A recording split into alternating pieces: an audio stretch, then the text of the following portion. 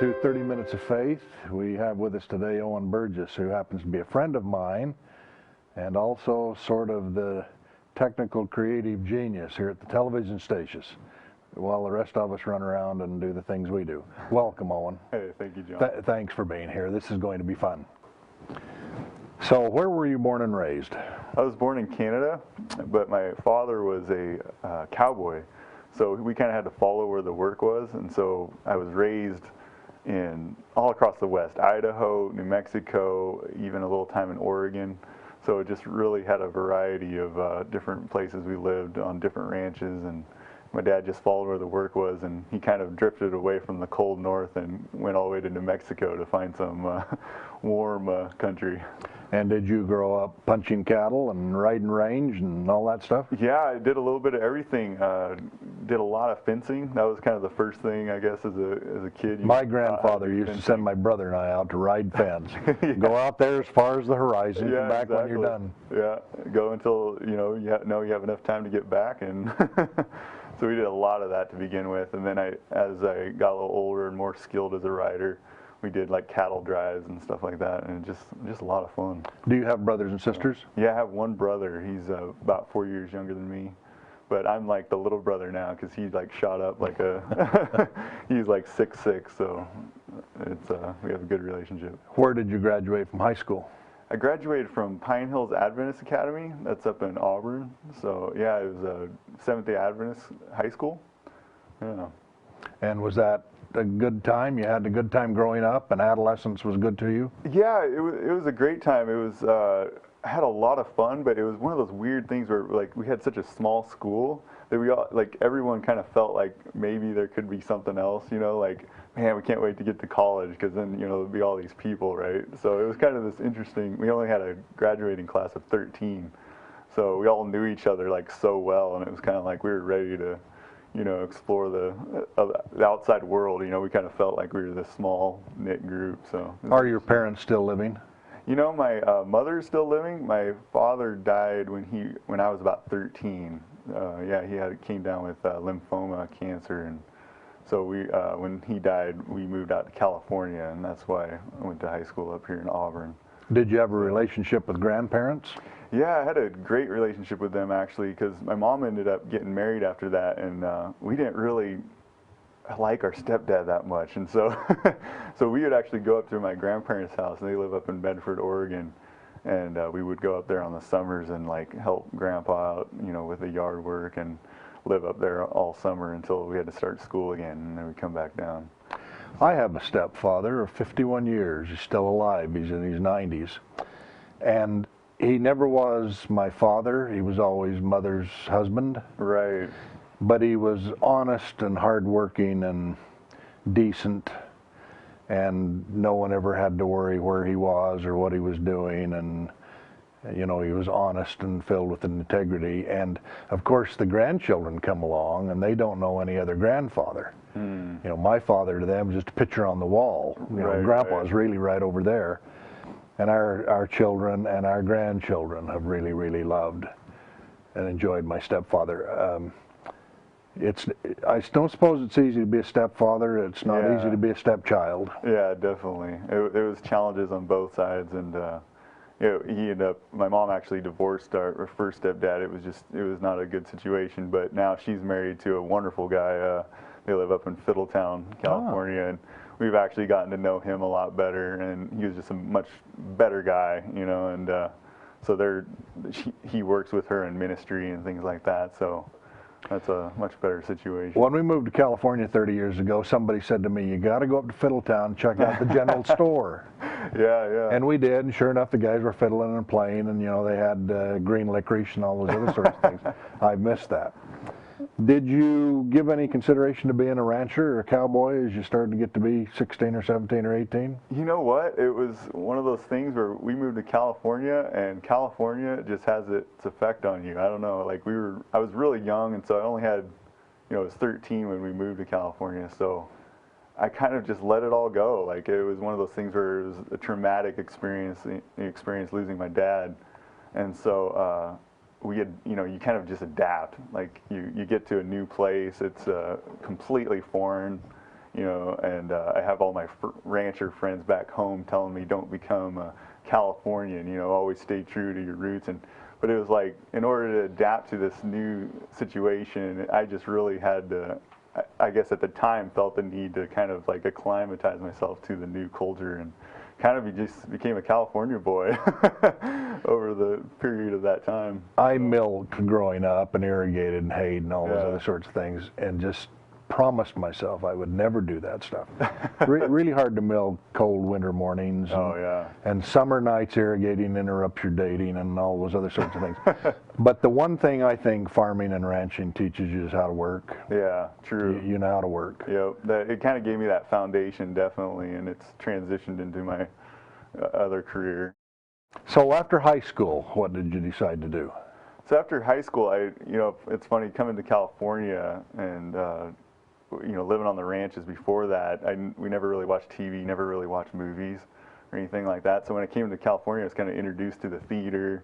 You know, we had a TV, got our DVD player when I was like 14 or 15, and started watching movies. And I just like fell in love with movies. Just I watched them as much as I could. I remember my mom got like the gold Blockbuster card because me and my friends watched so many movies on the card, you know, from Blockbuster, that we like got a new membership where we get a free DVD every time we rented one. So it was pretty cool, and I just fell in love with storytelling and all of that, and decided, hey, I'm going to go to film school, find out what I can do, you know, and see if I can make those movies, you know. So I went to film school and went to Brooks Institute of Photography.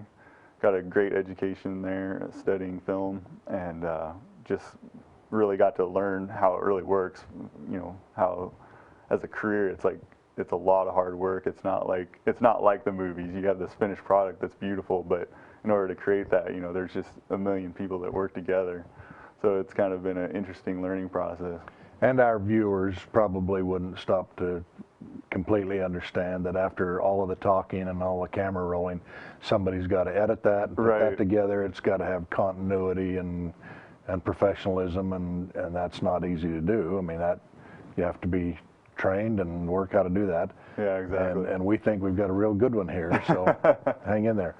Now listen, I want to talk to you too about, I have met your girlfriend Rachel, and she's a lovely, lovely girl. I know that her father was in an accident or something not too long ago. How is he doing? He's doing a lot better now. He's in a terrible accident, had some head trauma. So he's still dealing with that, but he's out of the hospital now. He's back home. That's where he's comfortable. He was terrified of the hospital. Couldn't wait to get out. He was quite a grumpy old man, you know, while he's in the hospital. So, you know, now he's out, he's in his comfort place. The only thing he's got to worry about now is getting over that head trauma. So he's making some association problems with words, like he'll say his left closet hurts, or he didn't know who the president was. He was like, you know, he thought Nixon was the president. So he's still got some things he got to work on with the cognitive ability, and they're going to be working with him, but he's back home, so it's good. Now, are you still practicing Seventh-day Adventist approach to religion? You know, I'm actually not. I really had a hard time with that in high school.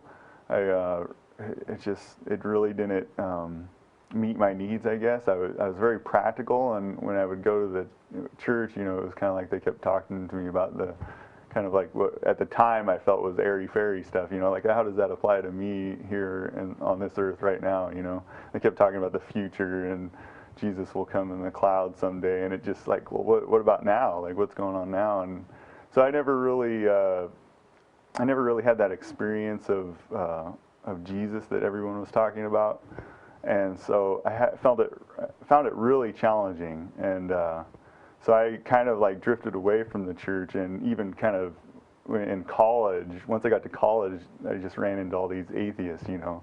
And so you start thinking about that. It's a pretty big influence, you know, when all your peers are, you know, pretty much atheist for the most part. Even the teachers in film, a lot of them are atheist. And so it was kind of like exploring that a little bit, you know, studying a little Darwin, thinking, man, Darwin doesn't got it, you know.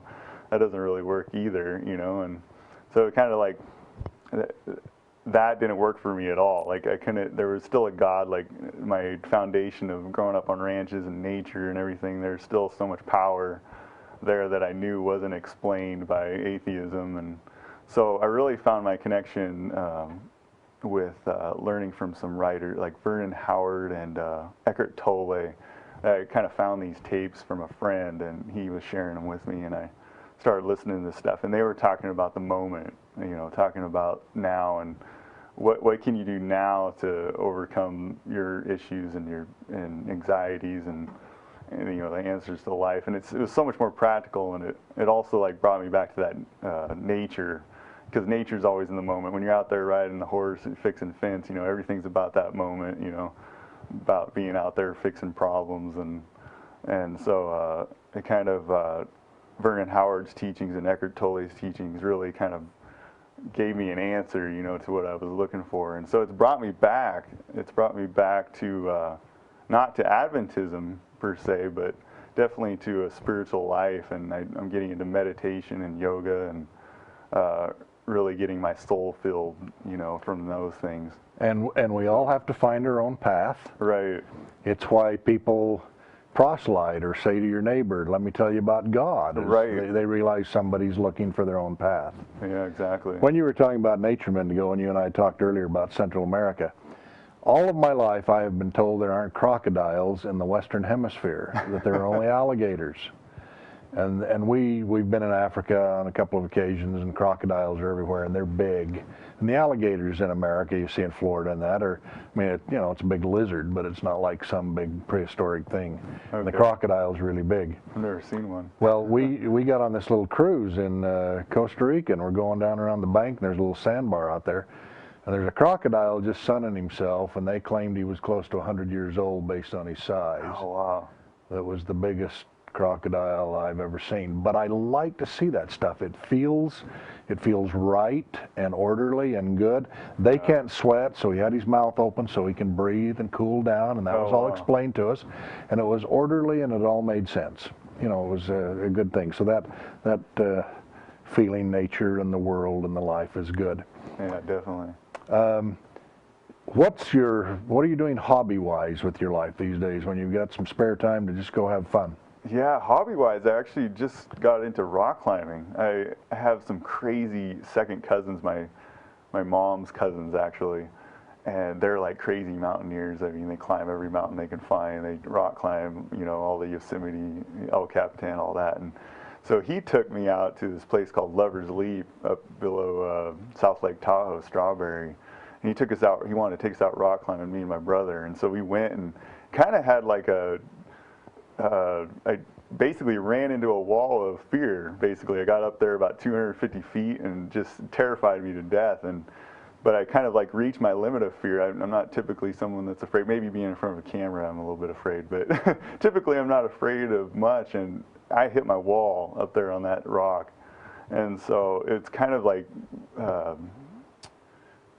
gotten me excited about seeing if I can like overcome that. So I got a gym membership down here at Pipeworks. They have a wonderful rock climbing wall there, and so I've been just any chance I get going down there and practicing rock climbing, because I'm going to go back to Lover's Leap and finish that route, so.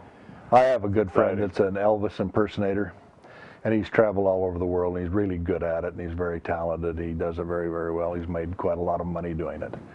But I said to him not too long ago, do you still get nervous? And he said, I get butterflies really bad. Oh, wow. But he said, I think it's good because it sort of sets me, and it straightens me out and help, I don't take anything for granted. I've got to rehearse and do. So maybe being nervous on the wall somewhere keeps you safe in that. Will you climb in Yosemite one of these days? Oh yeah, he did take us down later. We did some like really simple stuff in Yosemite, and we actually took Rachel out there too, and she fell in love with it too. So it's nice, we kind of share that together doing rock climbing. And yeah, definitely, I plan on taking it to Yosemite. I want to finish Lover's Leap first and overcome that initial fear, and then yeah, I don't know. Sky's the limit with rock climbing. There's never an end to rock climbing. I want to go back to childhood for a minute, Owen. Okay. Do you feel like you were raised in a religious home? Oh, I was definitely. Actually, very religious. Might have been a little bit of a reason why I rebelled, because it was my dad. Was a pretty strong elder in the church, and he preached on Revelation all the time. I remember those. I could almost recite to you all the the stuff out of Revelation just because I heard it so much. But it was a very loving home. Always, I always felt the love from both my parents. The religion was maybe almost too much at the time because it was definitely part of the reason why I got away from it, because I just heard it all the time, and so it was definitely a religious home. Yeah. Did you think your life had ended when your dad died? It was weird. I never felt that way. It was one of those things where something really, there's just an extreme amount of loss, but that I knew I was so young. I knew it was a situation where this isn't very typical. Most people have a dad a little bit longer than this, and I felt like, man, there's just so much life ahead of me. Like, what do I have to do now? I just got to keep going, and you have that profound loss, and you just learned that we came together, me and my mom and my brother, like, had a much stronger bond after that, because we kind of just clung to each other. It was the only thing we had. So we kind of created a much stronger relationship between us three, and which also made it difficult for the stepdad to come in, because we had such a tight bond that it was rough for him. But no, you have that sense that your life's still going on, and you got to figure out how to do it, But at the time, it's just really hard, yeah. What were your hobbies as a child? As a child, oh man, cowboys and Indians, man. Me and my brother was always the cowboy and I was always the Indian. So I'd build the teepees and he would build the forts, and man, we had a blast. We lived out in the country, of course, and we had these mountains right behind our house, and so we would actually go up hiking in the mountains. Like, we had cliffs up there that we'd hike around, and man, we were just cowboys and Indians all day long. So it was a lot of fun. Did you own a bicycle? Yeah, we did actually. Yeah, we had 2 bicycles. Yeah, that was a lot of fun too. We got into quite a bit of trouble with the bikes. Like, me and my brother would be racing down these hills, and yeah, my brother actually one time like flew off the road into a barbed wire fence, because there's so many barbed wire fences everywhere, and we would like fly those things, and the brakes, went on it one time with my brother, and he just went flying into the fence. We had to pull him out of the barbed wire fence. But beyond that, it was good, just some cuts and scratches. And I had an older brother get lost in a culvert one day. Okay. It wasn't a great big, giant culvert. It was big enough for kids to get in.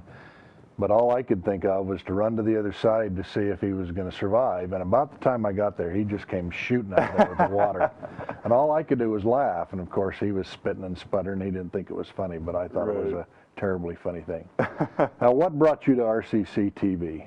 You know what? Honestly, Sharita Walters. She, a wonderful lady that used to work for Amazing Facts, and I knew her having volunteered for Amazing Facts. I worked up there in their shipping department, and then also worked helping them with some camera operating out at the Sac Central, where they filmed Doug Batchelor. Right. And so I did that a lot in high school, and we became good friends with Sharita. And as soon as she got a card from my mom, it's funny, the moms always take care of that stuff, right? The Christmas cards and stuff. She sent out a graduation card that I was graduating to everybody she knew, and Sharita got that, and she called me up and asked me if I wanted a job here at RCC TV. And at the time, I wasn't really enjoying the job I had down there, so I was like, man, I'm going to take advantage of this. And it was kind of nice to be able to come back home too. I was able to come back home and get a job at somewhere where I felt comfortable. So what's your take on interfaith, the interdenominations, the faith community? It's amazing. There's definitely a reason I'm here. That's where, kind of coming back to the spiritual aspect in my life, kind of going away from it for a while, and then really coming back to it. I think there's definitely a reason. That higher power, if you will, is putting me here for some sort of greater reason, because as I've been here, I've met other people that, specifically Bhavani Gerard, she's taught me about interfaith and what it really means on a soul level, and it just feels right. Finding out how we all are so alike, regardless of who we call God, what we call God. it's the way of the future, really. I mean, learning to work together regardless of the rituals or those types of things. You know, always staying strong in those rituals, because that's what, you know, is so important to us, and what allows us to reach God. But when it comes to working together as humans, you know, being able to put our differences aside and work together for the greater good, it's awesome. And I'm glad I can be a part of it here with the station. Well, I'm glad you can too. Yeah. I have a personal opinion that says that personal, private religious practice is sacred and Yes. spiritual and deep, and I wish everyone would practice Right. private, you know, religious. But I also subscribe to Bishop Quinn saying that we, you know, all children of God, we all live in the same house. We just came through different doors. You know, we talk about that a lot. Because we do come from Montana or Texas or Central America or whatever, and we can't expect things in Nicaragua to be the same way they are in Bozeman, Montana. Right. So, you know, we have to learn to understand and get along together. Yeah. Now, what are you going to do in the next 10 or 15 years of your life? Wow, you know, I really still have that passion for making films, and so one way or another I'm going to be, you know, directing and producing films.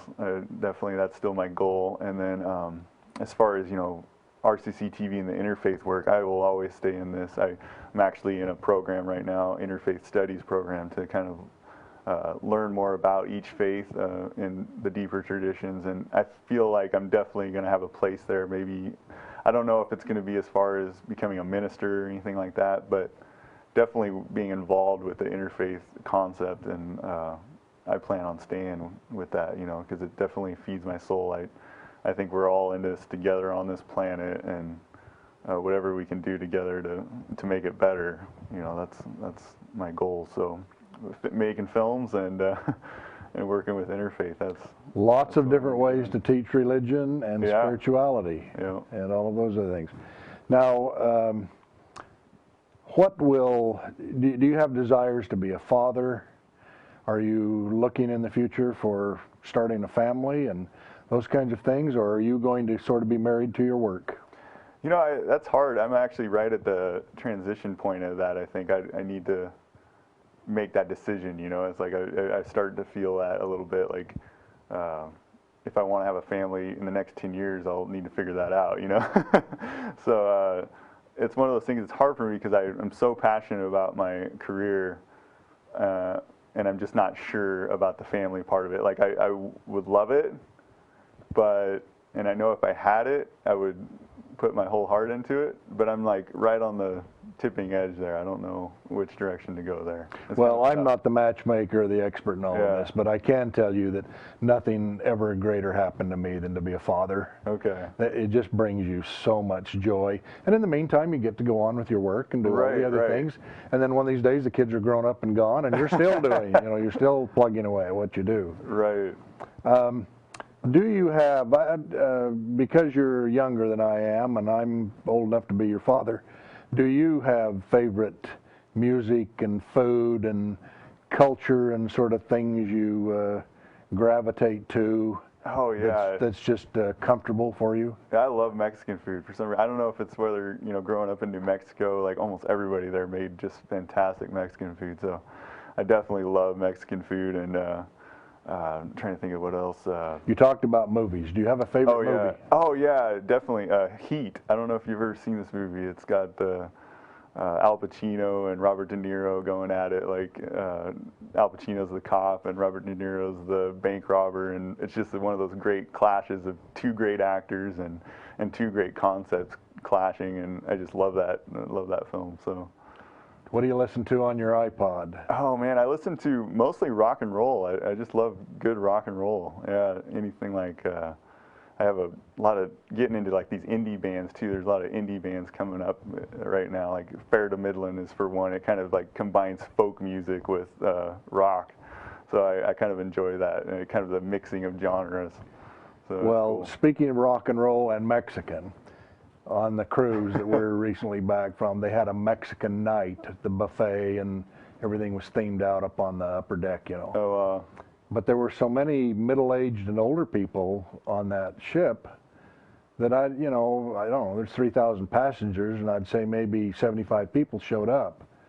And one of the women said to us there, she looked around and she said, wow, this is like going to Taco Bell in a rest home. And we had a good laugh over all of that. That's funny. Where will your passions be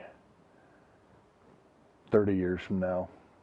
Oh man, it's so hard to look that far, but are you sort of in a place now that you thought you would be when you were 15? Not at all. Not at all, actually.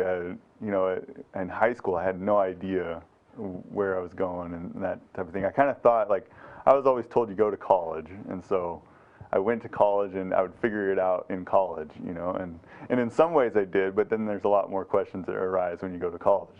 So it's kind of been one of those things where I'm passionate about film, I'm passionate about interfaith, I'm passionate about my spiritual life, and I'm going to see where that leads me, you know. What are you working on here at RCC TV? Hey, we're working on some great shows here, specifically A to Z with B. We love working with B. Bailey. She has a fantastic show. Terrific woman. Yeah, she covers so many great topics. Like we just covered human trafficking and, a variety of projects with her. Fantastic show. I think everyone should tune in for her show. And we're also working with a couple of other people, Greek Voice. We're working on a new cooking show coming up in the future. So we got a lot of exciting things going on.